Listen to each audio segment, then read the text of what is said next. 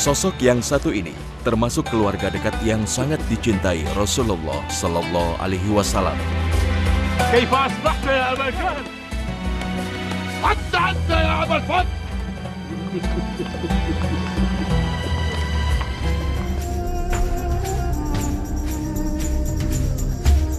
Bersama istrinya berjuang sendiri di Mekah saat Rasulullah dan kaum muslimin sudah berada di Madinah.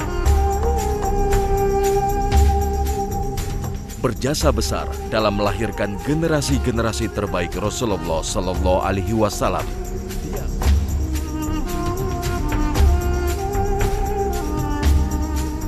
Dialah Abbas bin Abdul Muthalib.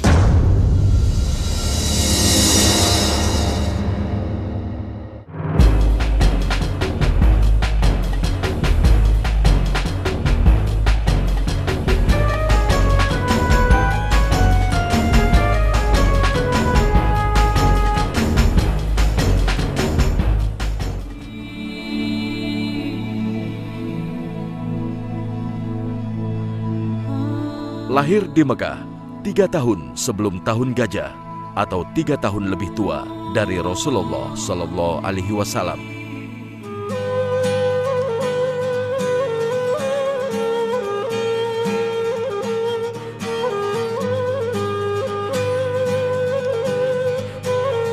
Abbas, ayahnya adalah Abdul Muthalib. Abdul Muthalib, kakek Nabi SAW, adalah salah satu petinggi Quraisy yang juga punya posisi yang sangat tinggi, bahkan disebutkan hanya ada satu kursi Abdul Muthalib di samping Ka'bah. Itu artinya bahwa ini keluarga luar biasa, yaitu keluarga Rasulullah SAW. Dan ibu dari Abbas yang bernama Natila binti Junab adalah seorang ibu yang disebutkan dalam sejarah sebagai orang pertama atau orang yang pertama memberikan kiswah Ka'bah.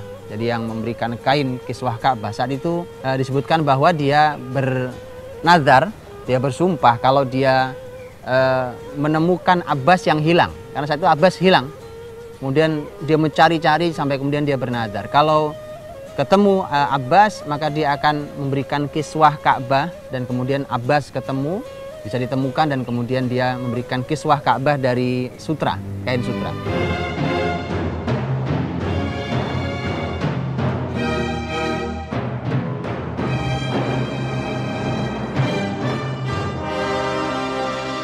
Abbas bin Abdul Muthalib adalah paman Nabi yang paling muda.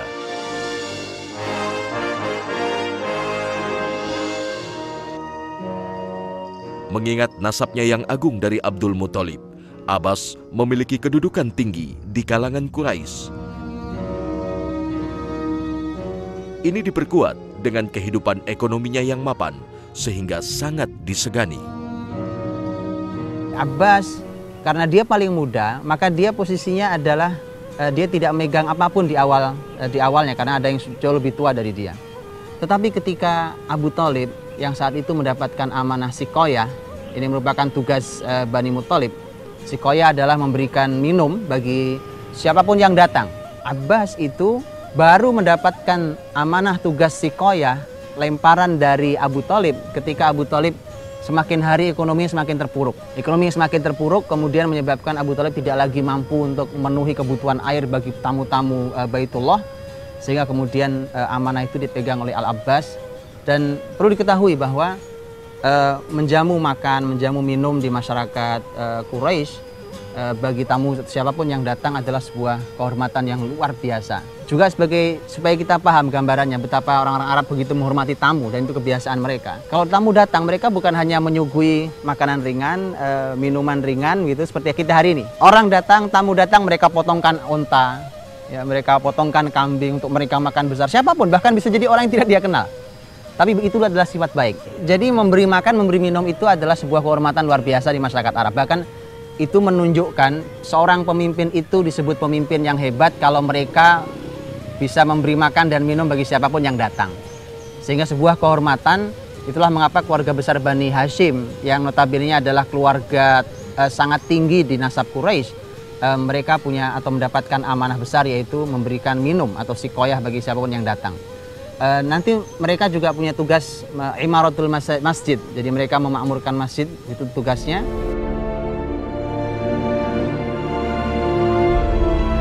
Abbas bin Abdul Muthalib kemudian menikah dengan Lubabah binti Haris yang kemudian disebut dengan Ummul Fadil. Dialah wanita kedua yang memeluk Islam setelah Khadijah binti Khuwailid, istri Rasulullah Shallallahu Alaihi Wasallam. Dari wanita mulia inilah kelak Abbas memiliki keturunan mulia seperti Al-Fadil, Abdullah, Ubaidillah, dan Qasim. Abbas mengatakan, aku sudah masuk Islam. Kata Nabi, kalau kau masuk Islam, kemarin-kemarin kita tidak tahu. Tapi untuk kau bisa lepas dari tawanan ini, kamu harus bayar.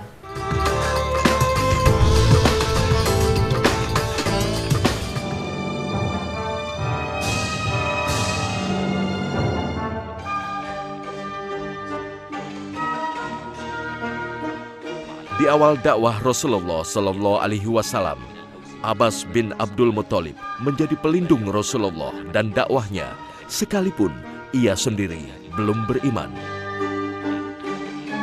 Bahkan Abbas menjadi pemrakarsa peristiwa Baiat Aqabah yang dikenal dengan ikrar dan janji setia masyarakat Madinah terhadap Nabi.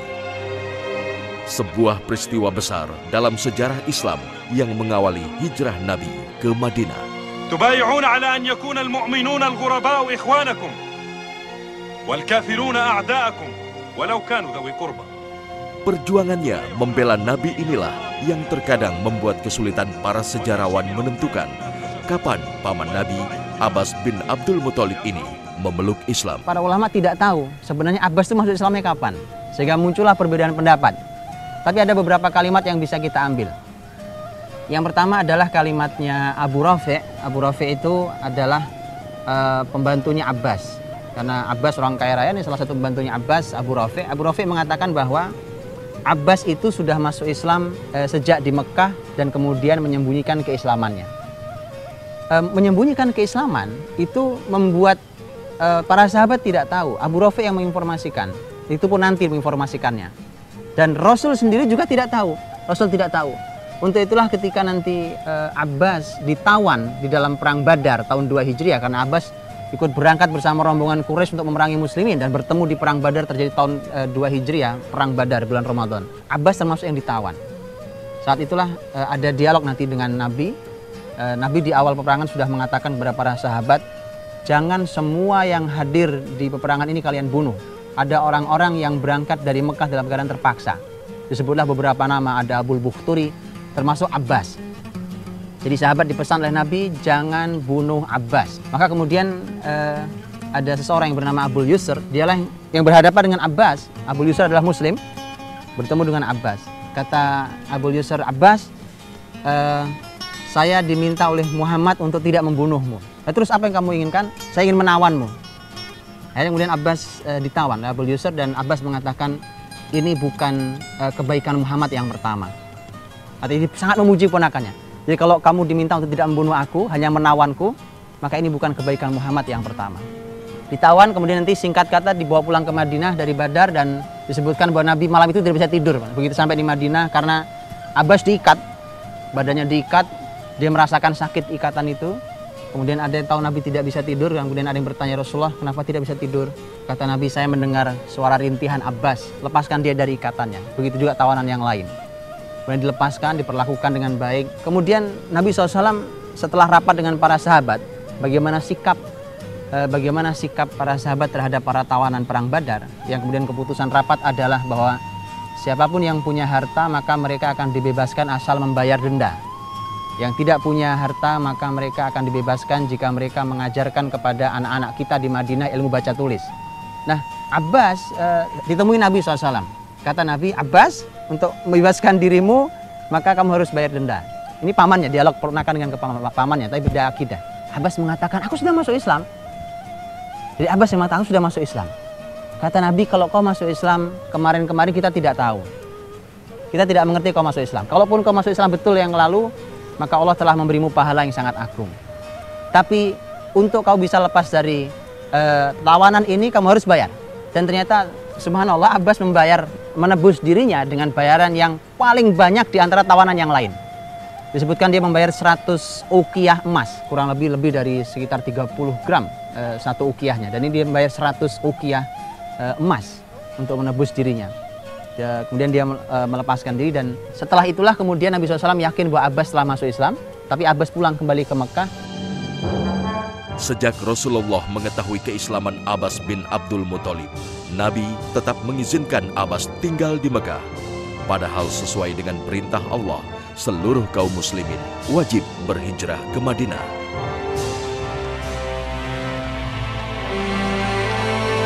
أما تخشى على نفسك من محمد يا أبا لهب؟ أنت يا امرأة!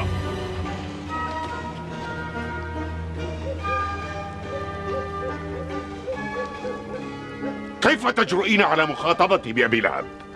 بل والله إنك لكذلك. اغربي عن وجهي!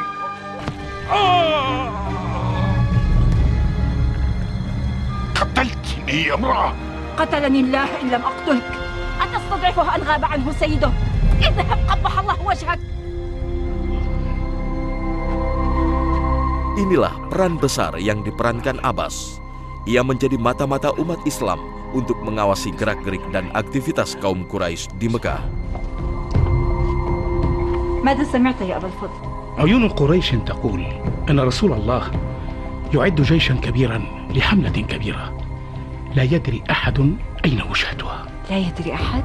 البتة، هو سر لم يبح به رسول الله لأحد. فماذا أنت فاعل؟ أهاجر إلى يثرب، فلم أعد أطيق المكوث هنا في مكة. هذا هو عين العقل. أنا أيضا لم أعد أطيق هذه الحياة، تستر وكتمان. نحن أسلمنا، فلماذا نظل بين المشركين؟ إنها الضرورة يا أم الفضل، وللضرورة أحكام. أعلم، لكن هل من ضرورة بعد؟ لا، نعد العدة في هذا الليل ونرحل، فلا يشعر بنا أحد ولا يرانا أحد.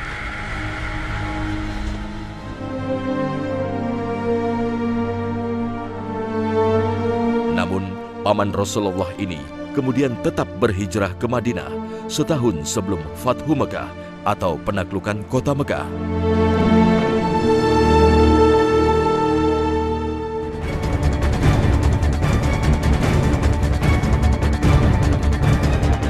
Setelah tinggal di Madinah, Abbas bin Abdul Muthalib setia mendampingi Rasulullah baik dalam damai maupun perang.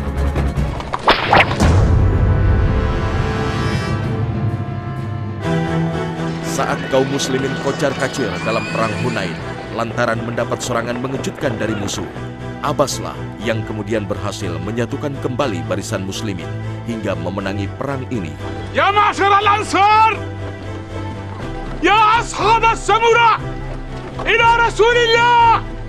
إلى رسول الله! إلى رسول الله! Saat pasukan kocar-kacir itulah kemudian ada Rasul di sana. Rasul sedang mengendarai kudanya, dan saat itulah kemudian diperlukan untuk menyatukan kembali muslimin. Di samping di kuda Nabi naik kuda, kemudian ada Abu Bakar, juga ada Umar, disebutkan juga ada Ali. Kemudian ada Abbas. Abbas posisinya ada di depan kuda Nabi Shallallahu Alaihi Wasallam. Dia yang sambil menuntun kuda Nabi. Dalam keadaan seperti itu, maka tentu Abbas orang yang sangat berani. Dia pasti akan menjadi target musuh, karena mereka pasti target pertama adalah membunuh Rasulullah SAW. Sehingga kemudian itu adalah keberanian seorang Abbas.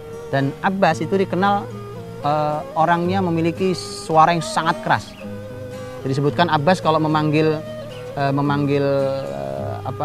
penggembalanya, dia punya, karena dia adalah orang yang sangat kaya. Saat dia memanggil penggembalanya jarak 3 mil, dia hanya tinggal berteriak saja. Suara sangat keras. Saat itulah kemudian dia memanggil dengan suara kerasnya, memanggil, ya ma'syarul ansor, wahai orang-orang Ansor, kembali ke sini. Nabi SAW kemudian memanggil, wahai orang-orang yang berbaiat di bawah pohon, ini baiat Hudaybiyah, kembali kalian semua. Kemudian situlah masyarakat muslim berkumpul untuk membela Nabi SAW, dan saat itulah kemudian barulah muslimin kembali punya kesatuannya saat itu.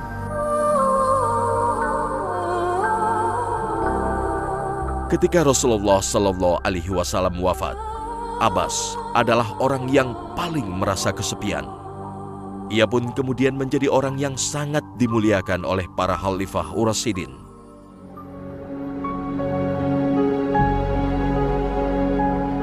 Mengingat kemuliaannya di hati Nabi, Khalifah Umar bin Khattab memilih Abbas sebagai satu-satunya orang yang paling pantas menjadi imam sholat memohon hujan saat kota Madinah dilanda kekeringan. Allahumma innahu la yanzilu bala'un illa bidhanb. Amin. Wa la yukshafu illa bitawbah. Amin. Wa qad tawajjaha bi al-qawmu ilayk limakan min nabiyyika sallallahu alayhi wa sallam. Amin. وهذه أيادينا مبسوطة إليك بالذنوب ونواصينا بالتوبة فاسقنا الغيث. Umar sebagai khalifah saat itu harus mencari siapa orang yang layak untuk berdoa, karena dalam syariat istisqa, minta hujan, diupayakan untuk memilih orang yang berdoa adalah orang yang paling soleh yang ada, orang yang punya kelebihan, supaya doanya cepat didengar oleh Allah SWT dan Allah segera menurunkan hujan. Maka kemudian pilihan Umar jatuh pada Abbas. Umar mengatakan bahwa engkau adalah orang yang paling dekat rahimnya dengan Nabi Muhammad SAW. Dan engkau adalah orang yang terbaik di antara kami. Jadi artinya Umar memposisikan Abbas, kelebihannya selain kesolehan juga kedekatan nasab dengan Rasulullah SAW. Sehingga kemudian Umar mengatakan, berdoa pada Allah SWT, ya Allah, dulu saat Nabi masih hidup, kalau kami meminta hujan, kami meminta dari Nabimu. Tapi kemudian setelah Rasul wafat, kami meminta dengan paman nabimu. Maka kemudian Abbas pun berdoa, dan kemudian bahkan saat Abbas berdoa itu awan datang berkumpul sangat tebal, dan kemudian Allah memberikan anugerah hujan kepada muslimin saat itu.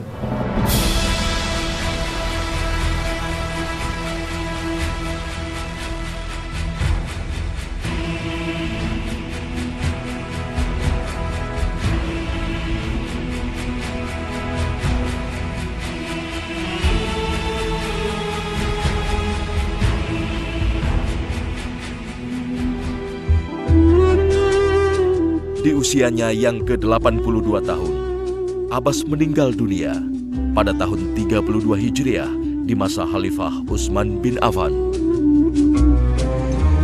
Jenazahnya dimakamkan di Baqi, sebuah pemakaman para sahabat Rasulullah Sallallahu Alaihi Wasallam.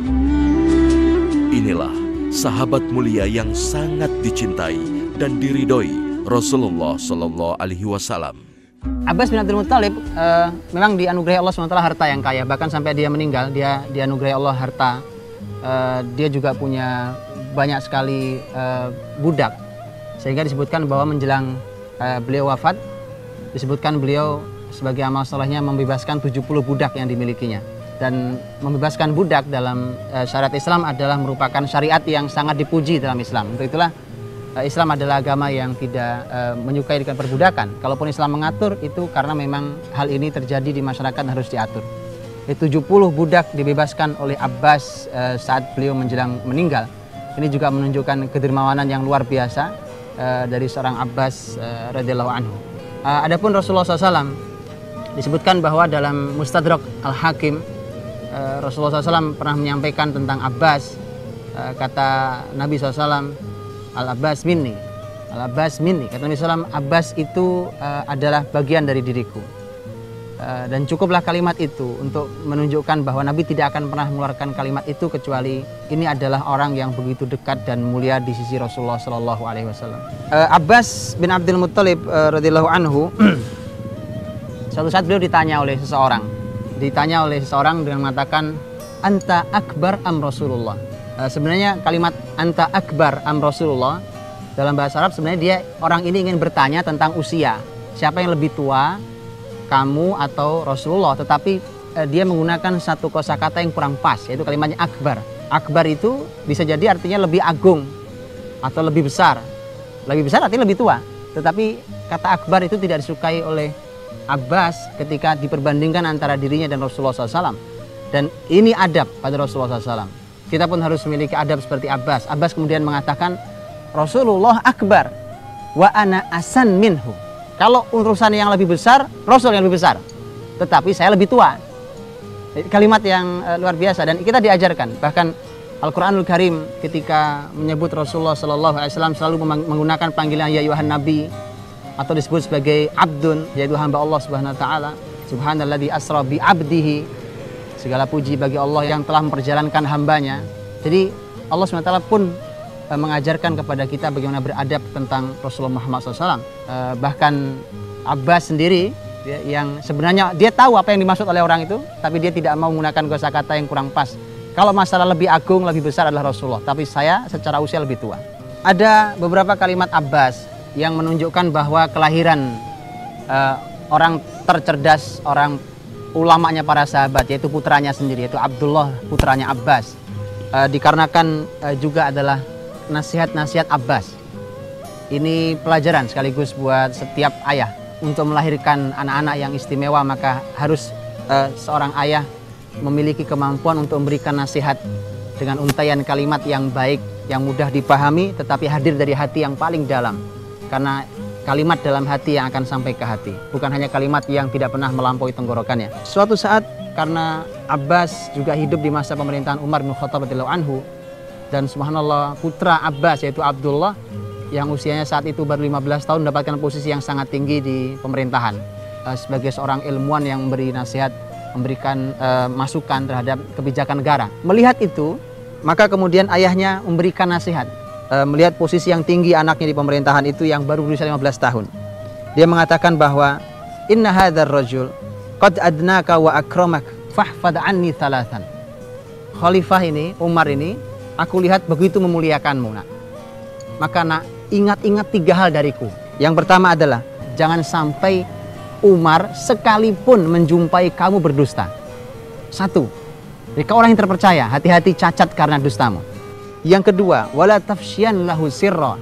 Jangan sampai kau sebarkan rahasianya. Mungkin Umar punya rahasia karena kau orang yang sangat dekat, jangan sampai menyebarkan rahasianya. Wala taghtaban indahu ahada, dan jangan sekalipun kamu menggunjing, membicarakan aib orang di sisinya, di hadapannya. Subhanallah, 3-tiganya adalah hal yang sangat berharga. Pantaslah kemudian lahir orang hebat seperti Abdullah dari tangan Abbas radhiyallahu anhu majma'in.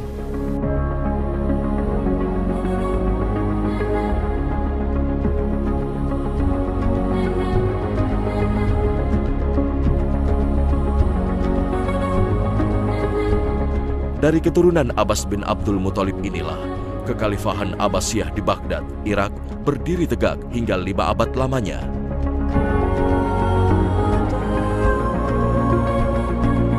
Sejarah mencatat kekhalifahan Abbasiyah menjadi puncak zaman keemasan peradaban Islam sepanjang sejarahnya.